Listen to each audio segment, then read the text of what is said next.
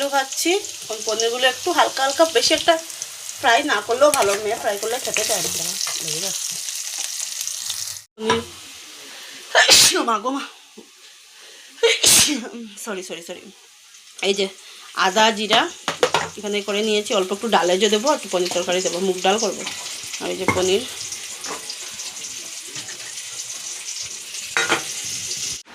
তো রান্নাবান্না করতে এসেছি, কিন্তু গরম তো, রৌদ্র নেই, কিন্তু গরমের পরিমাণটা যে কতটুকু পরিমাণ, মানে রৌদ্র না দিলে আমি দেখেছি না গরমটা আরও বেশি বেড়েও যায়। তো এই যে পনিরগুলো না আমি ভাজিনি, আর আজকাল ভাজি না, কারণ মেয়ে না ভাজা পনিরটা খেতে পছন্দ করে না, এমনিতে দিলেই খুব ভালো পায়। তখন বলে না বাচ্চা ভালো করে খেলে তো তাই ভালো লাগে। তো এই যে মশলা মশলাগুলো কষিয়ে নিচ্ছি, আলু রান্নাবান্না করে পুজো উজো দিয়ে আর কি একদম করি সুন্দরভাবে আর কি করে চলে, সব কাজ করে চলে এসেছি। উপরটা একটু ঝেড়েছিলাম বলে আজকে অনেকটা লেট হয়ে গেছে। উপরটা ঝেড়েছিলাম কারণ স্কুল থাকলে না আমার ওই টাইমের ভিতরে কাজ করতে হয় না, সেটা করে উঠতে পারি না।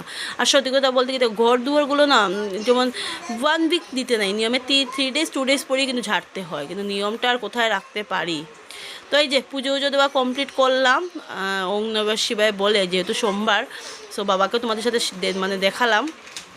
মামামে দেখো, মামা আজকে বিছানা ঠিক করেছে, মানে একটু ঝাড়াঝুড়ি করেছিলাম উপরে, তো ঝাড়াঝুড়ি করতে গিয়ে ওই কী বলে এটাকে, আমার ওই দিকেরই ওটা একটু নেমে গেছে আর কি, ওই মানুষ আসবে ঠিক করার জন্য, আর বাবা বলেছে আসার জন্য, তো আসবে, উনি অন্য জায়গায় কাজ পেয়েছেন।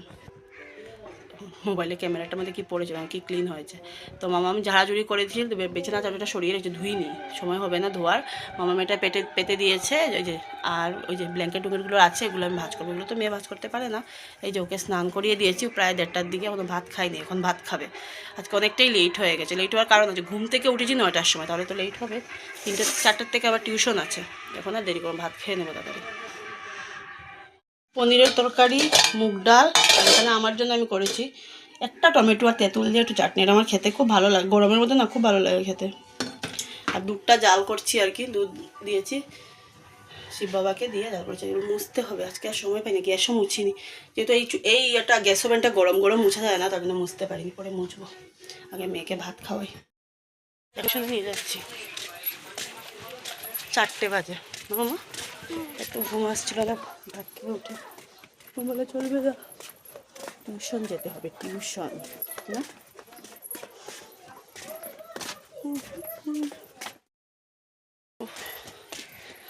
বাবা দিয়ে আসে, কিন্তু বেশিরভাগ বাবাই দিয়ে আসার সময় আমি যাই, তো বাবা দিতে পারবে না, এখন গলির মধ্যে হয়েছে, নালার কাজ হচ্ছে সামনে, ওখানে সবাই আছে, তো আমি বললাম ঠিক আছে আমি দিয়ে।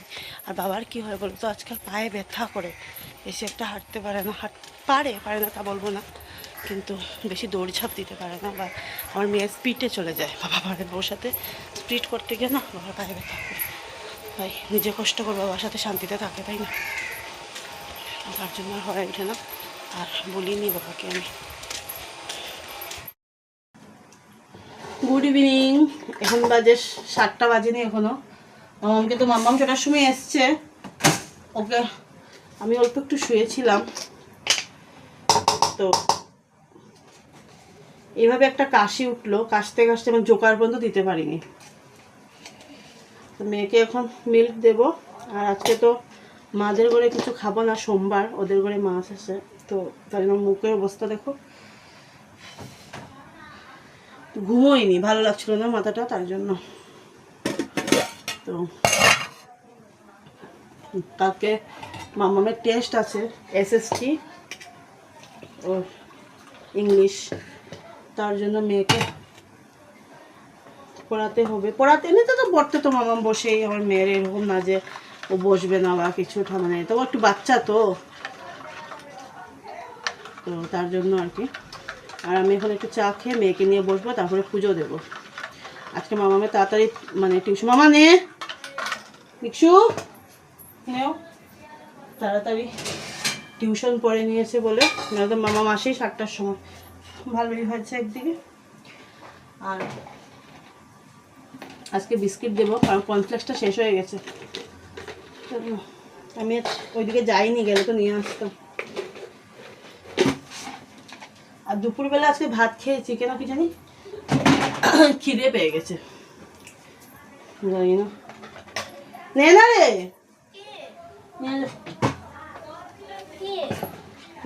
নিচে দিয়ে খাইও, নিচে ওই উপরে উঠে না, তুলে রাখো। মুড়ি দিব, মুড়ি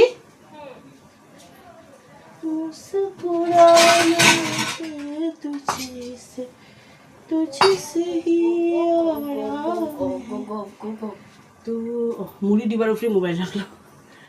এগুলো সব মেজে রেখেছি, কিন্তু এগুলো যে মামা নে মানে ঠিক করে যে রাখবো, মানুষ দুপুরবেলা চলে গেছে না, মিক্সড করলাম তো, তাহলে নে তুই করে দিতে।